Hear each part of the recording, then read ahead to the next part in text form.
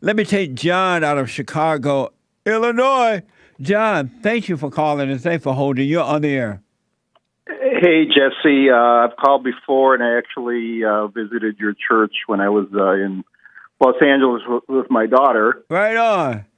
I think you're doing great work. I really wanted to kind of share my story of how anger controlled my life, but I do want to add one thing at the beginning, because living in Chicago, this Jussie Smollett story, I knew it was fake the first time I heard it, because allegedly the attacker said, "You're in MAGA country." Right.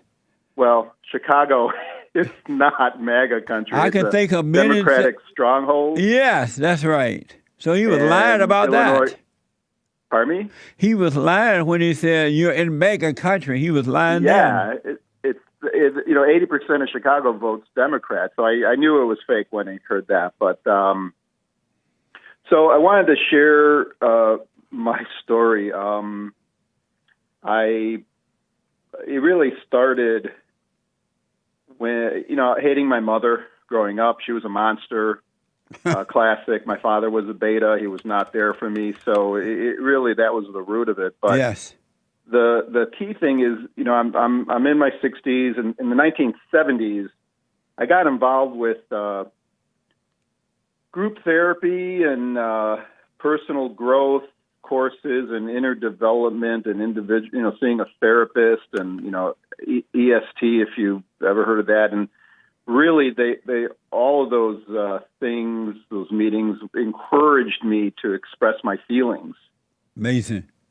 Specifically anger and sadness. Amazing. And in a group setting, I remember this one time, the first time really, where my anger just exploded in a group of about 20 people. And on a one-on-one, I did, for the first time in my life, express my anger to my mother. And both times I felt this incredible sense of power. And the deception was that by letting anger out made me powerful. But the reality is I gave up power by letting the spirit of anger in. Yes, absolutely, and man. What the result was, really, the anger controlling me my whole life. I was a beta male. Married. The first time I married an older woman. We had 3 children. We got divorced. So again, I kind of married my mom. That's right. And then, did you marry the older woman because, what reason? What made you marry an older woman? Why would you be interested in an older woman? But you made the point, though. It is your mother. It was to have sex. And did she have kids for you, or she already had kids? She didn't have. No, her and I had 3 kids together. Okay. And then we got divorced. Were you ashamed? Were you ashamed being married to an older woman, like when you went out, or when your family member met her? Did you feel a sense of shame? I'm going to say no and yes. No. She was 2 years older, and I didn't have a big problem with that. But I remember my youngest daughter was at a daycare place, and they were talking about the kids were talking about their dads and their moms, and everybody's mom was younger than their dad, except for her, that her mom was older than her dad. And she came in the car when I picked her up and said, "That's kind of stupid, Dad." A little late at that point. So we got divorced. I had anger issues, and they would come out, bad. And then after maybe 5-6 years, I remarried. Again, an older woman with children. Wow. Beta! Yeah, I know. And it was also, the first marriage failed, so I was hoping to get it right the second time, but I still had the issue with anger. Yeah. And yeah. we're separated now, on the path to divorce. Good. She did come between my children and I. Yes. Without question. Yes. What made you decide to marry a woman with children already? Has she been married before? Yeah, she was married before. She was divorced. A divorced woman with children. What made you Yeah. decide to do that? Was it sex again?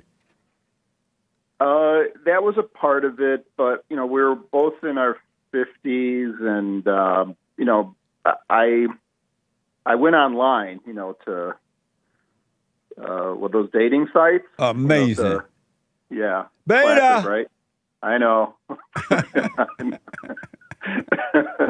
So I found her. She was a Christian. She kind of Sure. fit what I was looking for. I was physically attracted to her.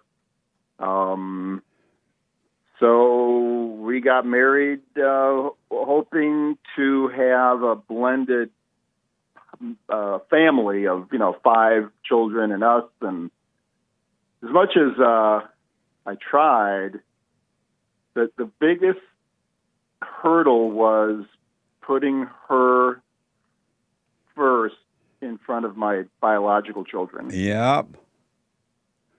And yep.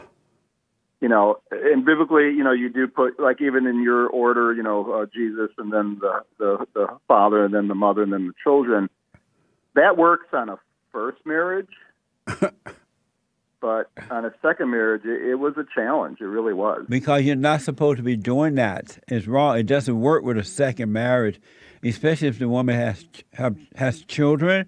And secondly, I don't know why you think she's a Christian online looking for a man. That would never be it. Women of God does not go online looking for a man. And men of God does not go. Yeah, and I understand that too. Men of God does not go online looking for women. Any man that's online looking for a woman is a beta. And any woman looking for any woman who calls herself of God looking for a man online is a beta. That's not of God. That's of their father, the devil. And especially if she has kids. And she's that old, too. She doesn't even need a man at that age. I know.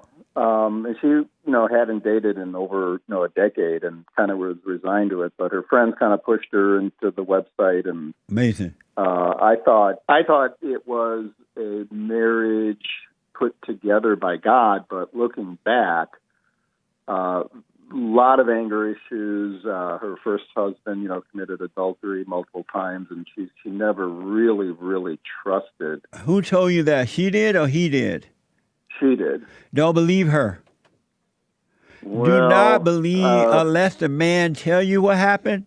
Don't believe it. You can hear, but let it go in one ear and out the other, because women are not going to tell the truth about what they do. They can always say it's the man that did it. Well, that's interesting. I never thought of that. They're not going to tell you the truth.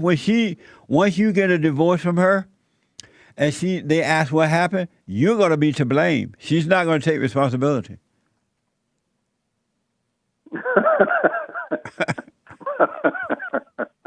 I'm fully prepared for that. In fact, it's a little. What my predicament is that, again, we are, well, I think we are Christians, that we do, study the Bible, and I know biblically there's study the Bible does not make you a Christian. Satan studied the Bible. True, I agree with that, but listen, the biblical grounds for divorce are either adultery, or if one of the people are are believers, and neither one of that is true in this case. So when people ask me, why are you getting divorced, I really don't have a solid answer. I mean, she moved out. Ask me. I know the reason is because we both had too much anger inside. No, ask me why you have a right to divorce this woman. Ask me. Why do I have a right to divorce her? She never was your wife. She belonged to another man. She belonged to the man that first married her, not you. And the woman that you married is your wife. And you don't know if this woman is telling the truth about he cheated. This woman could have been hell to deal with and ran the man off because he was a beta male, but she's not going to tell you that. That's why I don't want you to believe that. Don't doubt it and don't believe it. Let's just let it go in one ear and out the other. Most women are not going to tell you I ran him off because I was hell to deal with. They won't even tell their children the truth. They'll have their kids thinking, oh, he was an alcoholic. He was violent. He was mentally, emotionally violent. They'll just make up lies. They won't say, well, I was hell to deal with. He yelled at me, trying to calm me down, and I wouldn't do it. I ran him off. They're not going to tell you the truth. You got to stop believing this stuff. Well, I agree with everything except that my first wife that I belong to her or she belongs to me. Oh, no, you're right, because she's an older woman. You should have married Mama. Well, my point is there's no way. I mean, we don't even talk in years. No, you married Mama. I see that now. What was it like, in short, because I got to run more calls, what was it like being married to this older woman with children that you met online? Oh, that is bad or wrong. What was that like living with her? When it was good, it was great. When it was bad, it was horrible.